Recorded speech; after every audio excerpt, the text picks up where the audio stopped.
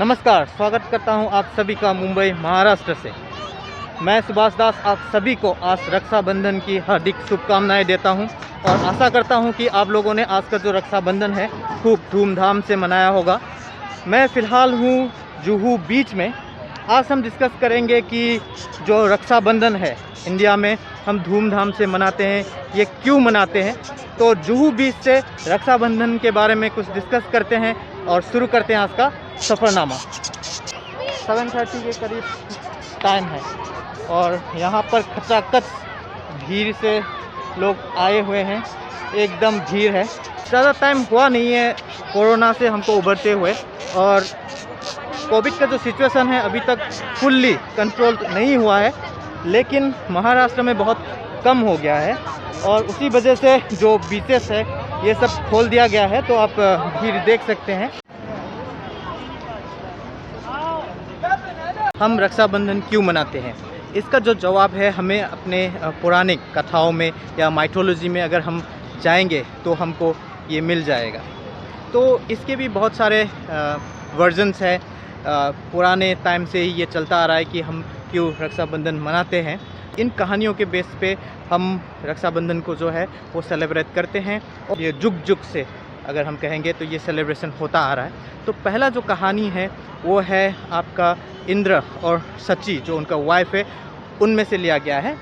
जब महाराज बाली जो दैत्य थे उसके जितने राक्षस गण हैं स्वर्ग पर आक्रमण करने वाले थे, तो उनका जो फोर्स ने स्वर्ग के जो जितने उस टाइम के जो देवताओं पे हावी हो गया था लड़ाई के लिए और स्वर्ग को कब्जा करने जा रहे थे।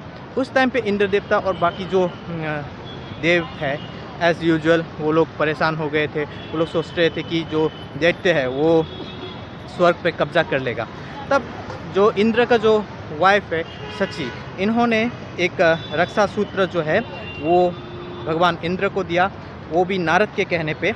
और जो रक्षा सूत्र है वो इंद्रदेव गुरु बृहस्पति के पास लेके गए और गुरु बृहस्पति से जो जिस दिन जो सावन महीना का जो लास्ट डे होता है उस दिन अपने हाथ में ऐसे रक्षा कवच उन्होंने बनवाया था। तो उसके बाद जब दैत्यों के साथ देवताओं का जब वार हुआ, जो लड़ाई हुई, तो उसमें देवता जीत गए थे। तो उस दिन को फिर जो रक्षा कवच है उस हिसाब से हम रक्षाबंधन को मनाते हैं। ये वन ऑफ द स्टोरीज़ है। तो अगला जो कहानी है ये भी वही पुरानी कथाओं में से है। जब महाराज बलि उस टाइम पे राज्य करते थे तो इन्होंने 110 यज्ञ कंप्लीट कर लिए थे और देवताओं को एज़ यूजुअल फिर से आशंका होने लगी कि ये जो दैत्य है वो स्वर्ग पर भी कब्जा कर लेंगे। तो इन्होंने जो महाराज बलि जो है वो अपना जब यज्ञ के आखिरी चरण में थे तो देवताओं ने भगवान विष्णु से प्रार्थना की कि बलि को जैसे तैसे रोका जाए और ताकि इन फ्यूचर बलि जो है वो स्वर्ग पे आक्रमण ना करे। तो उस टाइम पे भगवान विष्णु ने देवताओं के कहने पर वामन अवतार रूप लिया था और वो पहुंच गया ऐसे भिक्षुक महाराज बलि के वहाँ पर। तो महाराज बलि पर ऐसा भिक्षुक जब मांग रहे थे तो उन्होंने 3 पग ज़मीन मांग लिया, जो बाली ने रेडीली देने का एक्सेप्टेंस बोल दिया कि हाँ मैं दे दूंगा। उसके बाद पहला जो पग है उसमें भगवान विष्णु ने जो वामन रूप थे अवतार में, तो उन्होंने स्वर्ग को नाप लिया, एक पैर से धरती को नाप लिया। तीसरा जो है बाल रखने के लिए जगह नहीं था, तो महाराज बाली ने जो पग है अपने पैर पे रखवा लिया था। फिर महाराज बाली का जो है रहने के लिए कोई जगह नहीं था तो उनको पाताल लोक में भेज दिया गया था। बलि भी बहुत हठी थे तो उन्होंने फिर से भगवान विष्णु की आराधना की और भगवान विष्णु को प्रसन्न करके तो सदैव भगवान के पास रहने के लिए वो आग्रह करने लगे। तो इसी तरह से भगवान जो विष्णु है उसको वैकुंठ धाम से पाताल लोक आना पड़ा बलि के द्वारपाल बनने के लिए। तो जुग बीत गए लेकिन विष्णु जो है भगवान विष्णु लौट नहीं रहे थे वैकुंठ। तो जो लक्ष्मी जी है वो परेशान हो गए, तो नारद से सलाह मशवरा करके फिर नारद ने उनको सलाह दिया कि आप बलि को भाई बना लो और इसी तरह से आप रिटर्न गिफ्ट में विष्णु जी को ले लो। तो जो लक्ष्मी माता है वो बलि के वहाँ पर गए और फिर बलि को भाई बनाया, राखी सूत्र बांध के as a return gift Vishnu ji को लेके वो वैकुंठ चले गए। तो ये दूसरी कहानी है जो जिसके बाद कहते कि हम हर सावन के लास्ट डे हम रक्षाबंधन मनाते हैं। और जो तीसरा कहानी है ये यमराज और यमुना के बीच में है। तो यम जो है यमुना का ब्रदर था, तो यमुना जो है वो यम की सिस्टर है। तो यमुना को मिलने यमराज जो है वो 12 साल से नहीं आ रहे थे। तो यमुना थोड़ी सी दुखी थी कि उसके जो भाई है वो उससे मिलने नहीं आ रहे। तो उन्होंने गंगा जी को रिक्वेस्ट किया, गंगा जी के कहने पर यम उनसे मिलने चले गए आफ्टर 12 ईयर्स। तो जो यमुना जी थे वो बहुत खुश थे उस दिन। उन्होंने अपने भाई के आने पर बहुत उल्लास से, उत्साह से जो फेस्टिवल जो है वो मनाया, और इसी तरह से उन्होंने इस फेस्टिवल को कंटिन्यू किया ताकि अगर जो उसका भाई है रोज़ ना भी मिल पाए तो हर साल एटलीस्ट वन डे डेडिकेटेड हो अपने मिलन का, जो भाई बहन का जो रिलेशनशिप मिलने का जो है एटलीस्ट ये जारी रहे। तो कहते हैं कि यहाँ से भी उस दिन से भी, जिस दिन यमराज जो है वो यमुना से मिलने गए थे, उस दिन से भी ये जो राखी का जो त्यौहार है ये मनाया जा रहा है। अगला जो मान्यता है वो गणेश के पुत्रों और माँ संतोषी का है।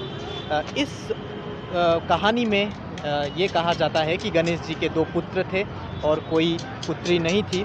तो उनके जो दोनों बेटे थे गणेश जी को कहते थे कि हमारा क्यों कोई सिस्टर नहीं है, कोई बहन नहीं है। तो उस टाइम पे तो गणेश जी तो भगवान थे, तो उन्होंने माँ संतोषी को क्रिएट किया और अपने जो भाइयों का जो जिद पूरा करने के लिए माँ संतोषी को अवतारित किया।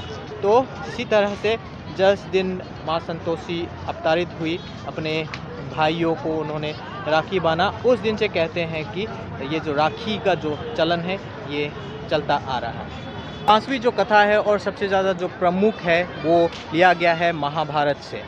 कहते हैं कि भगवान कृष्ण का एक चाची हुआ करती थी और उन्होंने एक बच्चे को जन्म दिया जिसका नाम रखा गया शिशुपाल। वो देखने में बहुत बदसूरत था और उसका जब भविष्य देखा गया तो उनको बोला गया कि जिसके हाथ में ये बच्चा जाएगा, अगर ये बच्चा सुंदर हो गया तो उसी के हाथ से भी ये बच्चा है शिशुपाल वो मरेगा। तो इसी तरह से एक दिन भगवान श्री कृष्ण जो है वो अपनी चाची से मिलने आए, तो बच्चे को भगवान कृष्ण के हाथ में रख दिया था। तो जो बदसूरत से जो बच्चा पैदा हुआ था वो खूबसूरत बन गया। तो उसके चाची को पता चल गया कि भगवान कृष्ण के हाथ में इसका वध होना है। तो उन्होंने रिक्वेस्ट किया भगवान कृष्ण से कि आप नहीं मारोगे, आपका ब्रदर है। तो भगवान कृष्ण ने कहा कि ठीक है, 100 गलती तक वो माफ़ कर देंगे, लेकिन 100 से अगर ज़्यादा हुआ तो उसका वो ज़रूर वध करेंगे। तो शिशुपाल बड़ा होता गया, बहुत अच्छा हैंडसम राजा बना, लेकिन वो बहुत क्रूर था। उसका जो शासन करने का जो तरीका था वो बहुत क्रूरल था। तो वो अपने एक के बाद एक पाप करता गया। एक दिन राज्यसभा में जब भगवान कृष्ण भी आए थे, उसके साथ शिशुपाल भी थे और बहुत सारे जो पांडव और कौरव वहीं पे प्रस्तुत थे। तो उस दिन शिशुपाल एक अपने भाई कृष्ण को अपना दुश्मन समझता था, तो उन्होंने बहुत ज़्यादा इंसल्ट कर दी। तो भगवान कृष्ण भी भगवान है, लेकिन क्रोध उनको भी आता है। तो उन्होंने जब शिशुपाल का 100वां जो सिन है वो ज़्यादा हो गया, पाप जो है वो ज़्यादा हो गया, तो उन्होंने गुस्से में सुदर्शन चक्र को छोड़ दिया शिशुपाल का वध करने के लिए। उस टाइम पे उसके जो उंगली है जहाँ से वो सुदर्शन चक्र छोड़ते हैं तो उसमें थोड़ा सा कट गया था और उसके जो हाथ से रक्त बहने लग गए थे। तब सभी उस आसपास के लोग ढूंढ रहे थे कि कैसे रथ को रोका जाए। तब द्रौपदी वहीं पे खड़ी थी। तो द्रौपदी ने उनके जो चीर है, जो पल्लू है, आप साड़ी भी कह लो, तो उसको फाड़ के श्री कृष्ण के हाथों में बांध दिया था। तो उसी टाइम पे श्री कृष्ण ने उनको बोला था कि जब भी बहना तुम्हें ज़रूरत पड़ेगी मैं उस दिन आ जाऊंगा। तो उसी जो ऋण जो है वो चुकाने के लिए, जिस दिन द्रौपदी का पांडव कौरवा के साथ जो चल रहा था, जो खेल बोलते हैं, तो हार गए थे। तो चीरहरण के टाइम पे भगवान कृष्ण ने द्रौपदी की मदद की थी। तो इसी वजह से उस दिन से कहा जाता है कि भाई बहन का जो रिलेशन है उसको सेलिब्रेट करने के लिए रक्षाबंधन को मनाया जाता है। तो ये था रक्षाबंधन से रिलेटेड कुछ पौराणिक कथाएं और मान्यता। इस फिल्म को मैं यहीं पे समाप्त करता हूँ। मेरा नाम है सुभाष और आप देख रहे थे सुभाष दास studio Jajpur Musafir the traveller. मिलता हूँ एक और वीडियो में एक नई कहानी, किस्से और स्पेस में। तब तक आप खुश रहिए, अपना और अपनों का ख्याल रखिए, कुछ नया सीखिए और सिखाते रहिए। कोई ना कोई, किसी न किसी ज़रूरतमंद की मदद आप ज़रूर कीजिएगा। Thanks for watching. धन्यवाद। जय हिंद।